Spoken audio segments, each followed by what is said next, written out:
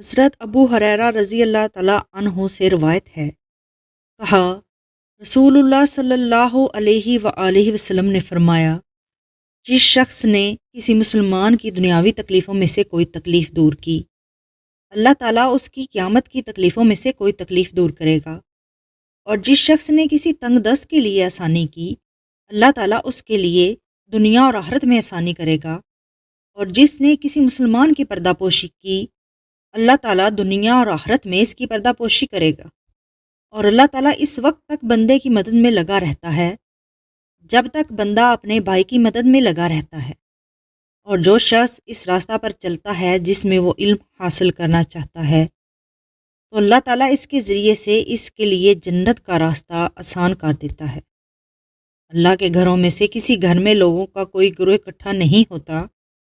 وہ قرآن کی تلاوت کرتے ہیں اور اس کی درس و تدریس کرتے ہیں، مگر ان پر سکینت یعنی اطمینان و سکون و قلب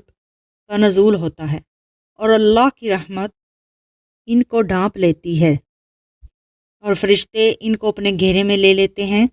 اور اللہ تعالیٰ اپنے مقربین میں جو اس کے پاس ہوتے ہیں ان کا ذکر کرتا ہے، اور جس کے عمل نے اسے خیر کے حصول میں پیچھے رکھا، اس کا نصب اسے تیز نہیں کر سکتا۔